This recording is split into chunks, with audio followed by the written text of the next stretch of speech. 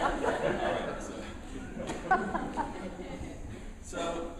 that's just to show there's value in being ridiculous, okay? And there is a place for it in the B2B community, all right? Consumer business gets to do this. They tend to have a lot more fun, but there's no reason we can't for B2B folks, all right? How many B2B people do we have here? Either work at B2B companies or in clients, okay? And of that group, how many, I don't know how to do percentages when you're asking these kind of questions. Can we create a pie chart on the fly? How many people work for larger companies? Let's say, Fortune 2,000, 3,000. Okay, this is mostly a smaller group. You'll still have, I just find that larger companies, there's a little more infrastructure to deal with. There's more lawyers. Thank you, David. David said that for the record. David Meerman Scott said that. So look, let me get rolling here and talk to you about a few things. Why use humor? It humanizes the brand, all right? David talked about this. When you run it, you will run into a crisis. It will be Friday after Thanksgiving. And if you build up equity beforehand, brand equity, if you show people you're human, if you remind people that there are people in your company, it's not just a company, you'll have a little grace. Hopefully people will give you a little bit more grace when there is a mistake or when you break a guitar. How many people have broken guitars? Is that not, maybe that's just a small case. It evokes positive emotion. This is what advertising is all about, is creating positive emotion associated with your brand. And humor is one of the best ways to do that. It's one of the most powerful ways to do that. So it's worth, I'm just asking you to consider, even if you're thinking humor is not for my brand, just consider it. All right, and we'll talk a little bit more about this. It cuts through the noise. I think there are about 140 million videos on YouTube right now, and another 200,000, I believe, being uploaded each day. There's a lot of racket out there. If you want to stand out, like some of these people have done that David showed, you need to use something very clever helps. Humor helps. It can help you do that.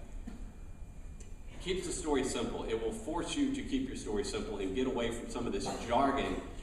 David gave that example of like a press release. It was, you know what's sad about that is I see those all the time. I mean, people, even though they've been mocked, they still don't get that they should stop writing press releases that way. It's hilarious. So keep it simple. And actually, I did work at the company I worked with before. We had a problem with not keeping things simple, and we worked on that. We put a team together and created a process we call process simplification. Now, and I'm not kidding, this is 2 months into my new job there, I ran across this word simplification, and I said, look, if you're taking the word simple and more than doubling the number of syllables, you don't know what that means. You don't know what the word means. But here's what we put a lot of effort into it, we got a lot of folk involved, and this is what we did to simplify messaging. Okay, I did a few minor adaptations just to the slide, but it's a real slide. And just take a moment and read through that if you would. The text there on those lower boxes, I think that's technically invisible to the naked eye, so not everybody can read that, but it's like a negative 17 point font. But it's Helvetica, so it looks professional. Here's what after my 6 years at the last company, this is what I've come to believe. All right, this is just a little aside because I think just complexity for the sake of complexity is annoying to me. All right, so when you're starting out with doing a humorous video, sit down with the team, sit down with the marketing folks, and talk about the strategy. This is critical. This helps you get to that point. This is all about building trust. You need trust if you're going to respond to something immediately. If you're going to try to turn something around, even if it's just a blog post, you need to build that trust. So sit down and understand what the marketing plan is. Have them explain it to you. That changes things. Instead of you being a renegade in the company and wanting to do something crazy, now all of a sudden you're trying to help them out. It completely changes the dynamics. Set expectations when you do something viral, of course, and I don't like that term viral, I just don't know of any other term, but to use, there's not a good one. Online video, because it's not going to sell product. The first one we did at IBM was for a $2 million mainframe, and we did not drive any sales with the video. We were hoping somebody might stumble across YouTube and say, hey, I want to buy a mainframe today. It didn't happen. So set expectations. In one of David's books, he talks about the, I think it was Worldwide Rave, the portfolio approach, kind of venture capital approach. Set this expectation of like, look, this year we're going to do 10 videos, okay? We expect 3 or 4 of them will fail, we'll have 5 do well, and we'll have a few hits in there. So when you have those failures, people will say, all right, fine, we understood. You're talking about a portfolio, this is okay. Let me just go, build trust. The trust, in my business, we do conference calls all the time. That's all you do. It's conference calls. Nobody knows anybody anymore. And it's fascinating when you sit down with somebody and you're at and you meet somebody in person. You go, oh yeah, we've talked on the phone for like 3 years, but I never knew you were in person.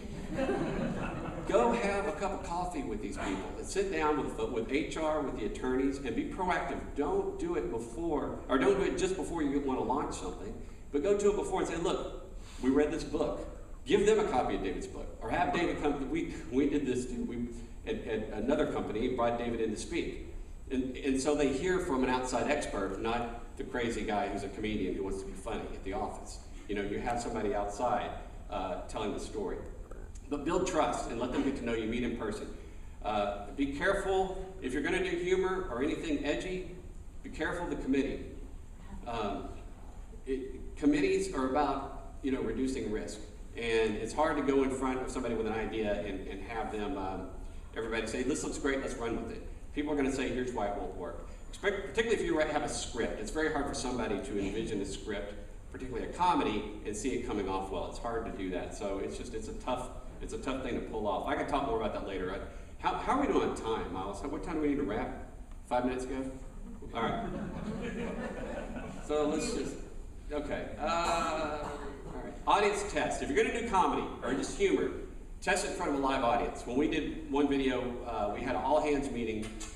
The vice president was cool with it. He was fine with launching it. And I said, wait, before we do it, let's test it at all-hands. We had 42 people in the room. If you're going to do comedy, you need to have laughter in the room for people to feel, oh, this will work. All right? And the audience, it's one thing I learned when I was doing stand-up. You know, you can write a joke. You can be good at knowing. I think I have a pretty good judgment on whether a joke's funny or not. But I'm not always right, and it's the audience who tells you that. And the audience makes the decision on whether it's funny or not. So audience test the joke. Audience test your stuff. Let's see. Now, okay, before you get to comedy, start with just being fun. You know, just try something fun. And let me show you one example we did at Cisco. One of our solution managers was going to a tour through Asia Pacific.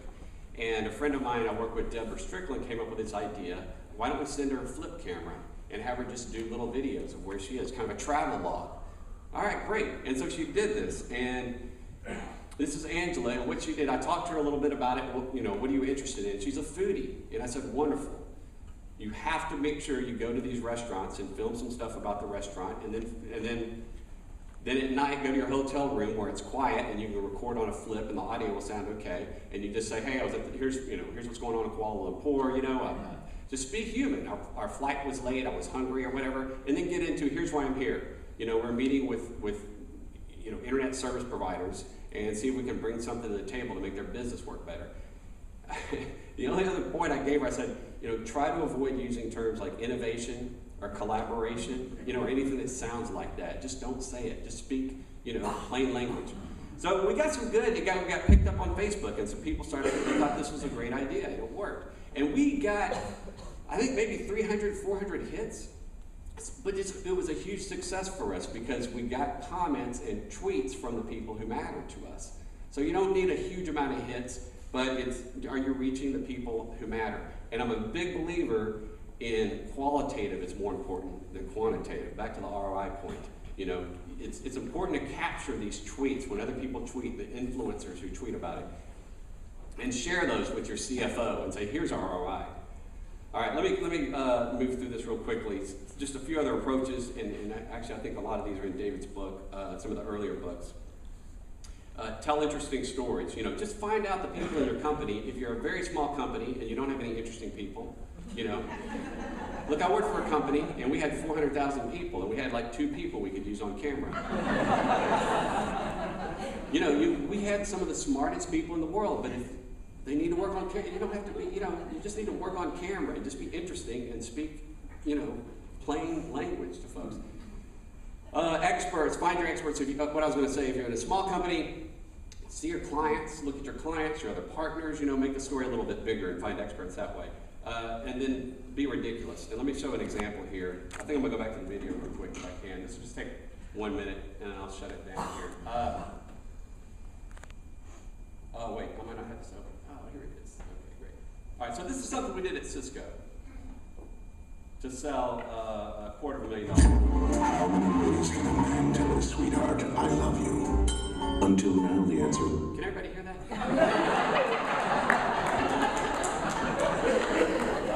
was 3. He could buy her expensive diamonds. He could take her on a tropical vacation.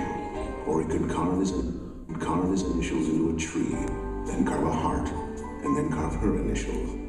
But now, he can give her the ultimate expression of his everlasting affection. The Cisco ASR 9000. Because nothing says forever, like up to 6.4 terabits per second. Nothing says commitment, like up to 400 Gbps per slot. And nothing says I love you, like 6 times the mobile backhaul capacity. How many ways can a man say I love you? The answer is 4. The Cisco ASR 9000.